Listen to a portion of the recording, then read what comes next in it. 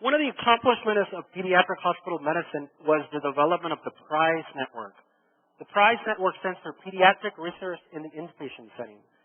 It was a network that was set up by different pediatric hospitalists that were interested in research and recognized the need for multi-site collaboratives on research in inpatient pediatrics. Inpatient pediatrics is actually a neglected part of research. There's not much research in inpatient pediatrics. And it was really a joint effort between the three organizations. And they currently have fairly funded projects totaling $13 million of funding. So they're really growing fast. And that's the website, in case anybody's interested in going to see it. So one of the other accomplishments, and this was a recent accomplishment, just last year, some of the leaders in education in pediatric hospital medicine published what they call the core competencies. After a lot of discussion with different programs, evaluations, and a lot of other methodologies that were used in the adult world, they came up with things that every pediatric hospitalist should know. And the effort here was to really standardize what some of the pediatric hospital medicine fellowships that exist now to teach their fellows, to try to standardize a content of what each fellowship teaches. And so these are just some of the clinical topics that are covered in this publication that it was felt every pediatric hospitalist should be familiar with. They also proposed procedural topics. So we felt like every pediatric hospital should know about sedation, about pain management, about how to perform a lumbar puncture, about how to get vascular access, how to use invasive devices and how to troubleshoot invasive devices. And very importantly, and this is one of the things with pediatric hospitalists, they should also have a lot of competencies in the system. When I mean systems, I usually mean the hospital system. They should be very familiar with it, such as how to do quality improvement to make quality in the hospital better, education. They should sit in the ethics committees of hospitals.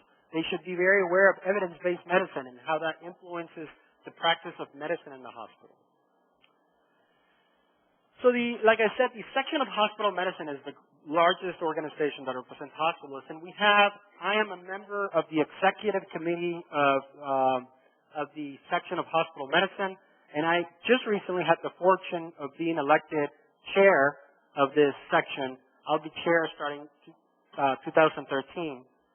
So we participate in the annual meeting. Like I said, last one was in Kansas City. Our next one is in Cincinnati in 2012. This is one of the most useful tools that we have. Our listserv is basically an information exchange network is what I would call it. It's like a blog for pediatric hospitalists. You can belong to this listserv, and basically, if you have a question about pediatric hospital medicine, about a patient, about a systems issue with your hospital, about quality, about medical education, you send an email to this listserv, and that email is received by every single pediatric hospitalist that belongs to this listserv, and right now it's about 1,500, so 1,500 of them. And they send you a response if they know about it. And it's really an amazing tool. One of the things that we've seen is we'll see a difficult patient in which the diagnosis is difficult in the morning, and we ask our colleagues for help. They can't add much to the diagnosis. And then we send an email to this listserv in the morning about what are the possible diagnoses for this patient, and in the afternoon we'll have 20 replies. And so it's a great resource for pediatric hospitalists to communicate throughout the country, to communicate with each other. The value in inpatient pediatric was actually born here. A lot of pediatricians started talking about quality in the listserv, and one of them decided, well, we're all interested in quality. Why don't we form a network in which we will do quality improvement projects? But in particular, they wanted to benchmark things. So basically, they wanted to say, this is what percent of patients with asthma should be on steroids. So how do you know which percent of patients in asthma should be on steroids? Well, if you don't have national benchmarks to know, so what is the current percent, then you don't know what the right answer is. And so basically they are a benchmarking network in which they want to try to at least have numbers on what the best practices are out there.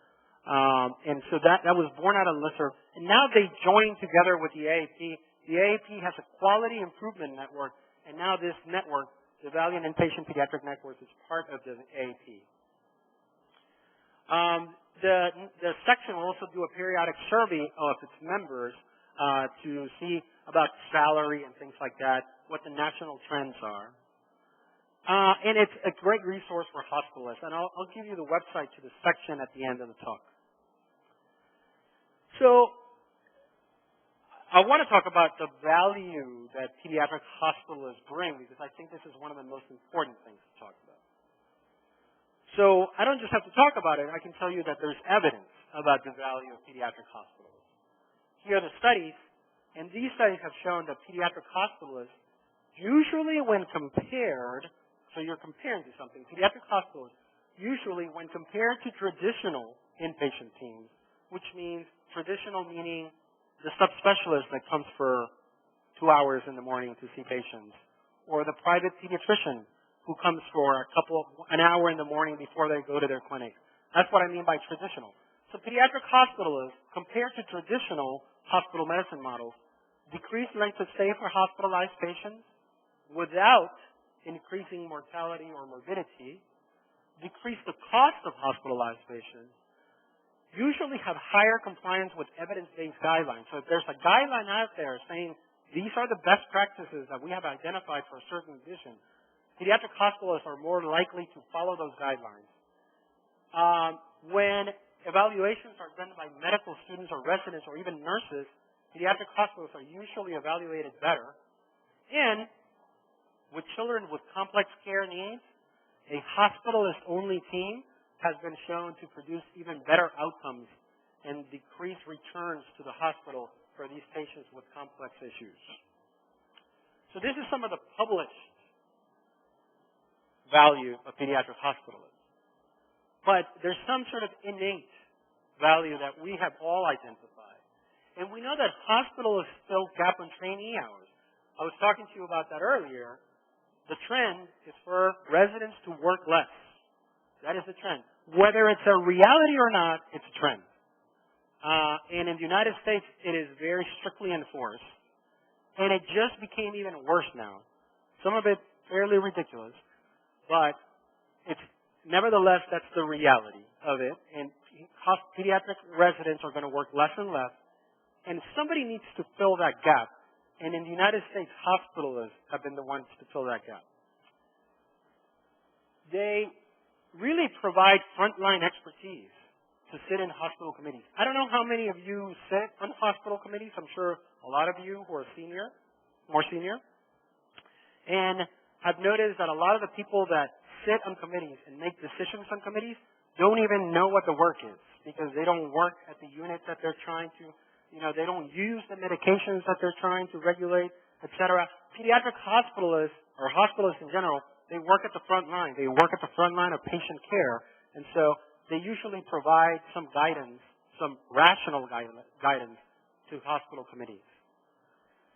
And they fill gaps of other providers, not just residents. So if you don't have enough pediatric anesthesiologists, there's a lot of hospitalists who do sedation. And actually, probably you shouldn't use pediatric anesthesiologists who are highly specialized in doing simple sedation cases, but a lot of them are utilized that way. And surgical co-management, when there's enough surgeons to do surgeries, but not enough surgeons to round on patients, hospitalists can fill in those gaps. And really, one of the strengths of hospitalists in the United States has been that they have become truly the primary teaching services for the interns, the students, and the residents in the inpatient wards. They truly are. A lot of even departments of education within pediatrics are basically nowadays run by hospitalists because they are so involved in education. Family center rounding, which Gita is going to talk to you about, is one of those strengths of pediatric hospital medicine. It was actually started by hospitalists. I'm not going to talk about it much because she's going to define it for you and tell you a little bit more about it later. But basically, hospitalists have been some of the leaders in this, and it's now really identified as one of the better ways to practice inpatient medicine. So current status, there's currently no extra training required to become a pediatric hospitalist. I think that's probably going to change. Certainly most pediatric hospital medicine programs, certainly our program, they prefer at least pediatricians who have experience in pediatric hospital medicine. But there is fellowship training. So there is postgraduate training for pediatric hospital medicine. Even though it's not a board certified subspecialty, these are some of the places. We have one of the national ones at Baylor. Most of them are 2 years, and there's at least an annual programs directors meeting. And if pediatrics decides to go down the subspecialty route, then we're going to need a lot more of these training programs.